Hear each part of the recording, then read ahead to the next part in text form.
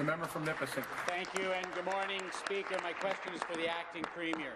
Citing non-existent savings, this government callously cancelled passenger rail service to northeastern Ontario as part of a plan to sell off Ontario Northland. It was only after we called in the Auditor General who revealed there were no savings to be had, and in fact it would actually cost taxpayers $820 million to sell off Ontario Northland that this government partially halted the sale. Today, Northerners are left without rail service while options in southern Ontario are expanded.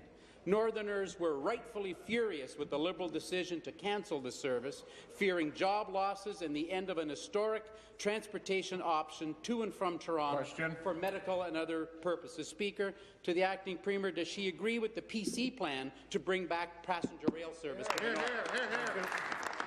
The Minister of Indigenous Relations and Reconciliation. Thank you for that question. And I do want to... We'll wait till I acknowledge. Please carry on. Thank you, Speaker. Speaker, people living in Northern Ontario do have the right to rely on public transportation to travel between their communities, especially in those remote communities. They rely on that transportation for access to essential services. So what have we done? We are improving the intercommunity bus services in Northern Ontario. And that's why just this past Friday we announced that we would work with existing private carriers to continue improving the intercommunity bus services. And what that has led to, Speaker, is that communities are going to benefit from that announcement. Those communities include Hearst, Hornpain, White River, Red Lake, Emo, Rainy River, Fort Francis, Attaquokan, Red Rock, and other communities. Fantastic. We are going to provide a return service 5 days a week between all communities covered by the ONTC or private carriers, thanks to this new funding. Thank you. Supplementary, the member from Parry Sound, Muskoka. Thank you, Mr. Speaker, and back to the acting Premier.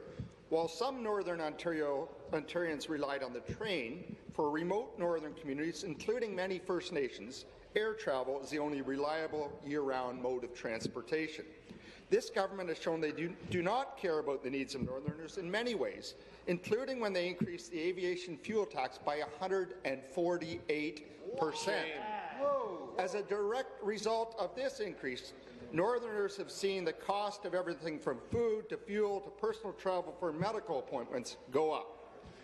Our Ontario PC leader has recognized this issue and committed to reversing the 148% increase to the aviation fuel tax for all northern airports, large and small.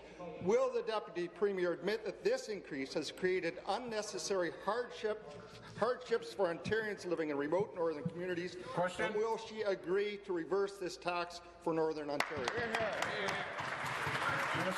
Minister of Finance. Minister of Finance. Thank you, Mr. Speaker. As the member knows, aviation fuel tax was previously amended in 1992, and it was at 2 cents a litre. The majority of aviation fuel is the federal tax, and we have made it clear that the recent decrease in jet fuel prices, greater than 4 cents per litre, increase in aviation fuel has been phased out between 2014 and 17.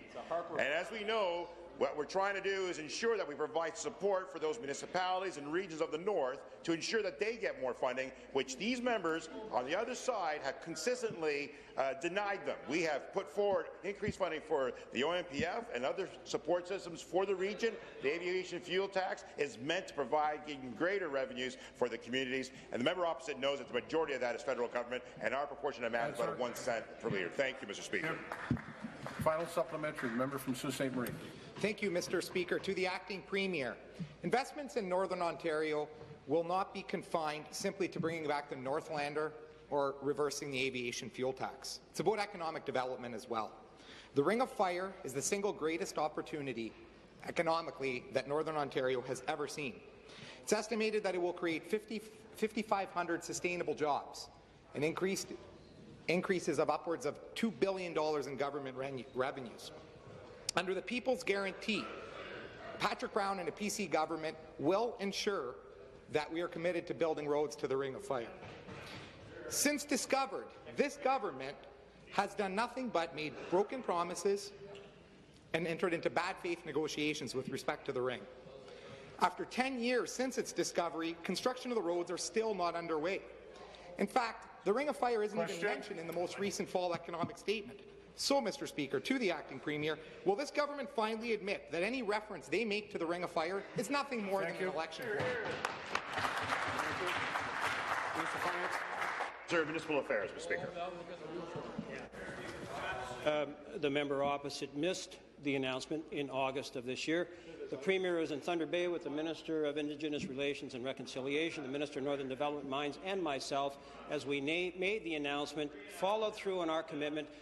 First Nations were in attendance at the announcement at the same time, Speaker, and everybody is aware that they have signed on moving forward not only with one road, an east-west, but also with a north-south from the Keena, Arrowland area straight north into Martin Falls as well. So a very exciting announcement. Speaker, it still remains surprising to me that members of the Conservative Party will stand in this place and pretend as best they are able that they will somehow provide more fiscal capacity for Northern Ontario municipalities, when in fact they are the party, when in power, that downloaded massive amounts of financial responsibility onto the backs of residential property taxpayers, not only in Northern Ontario, but in every one of the 444 municipalities across this province. Thank you.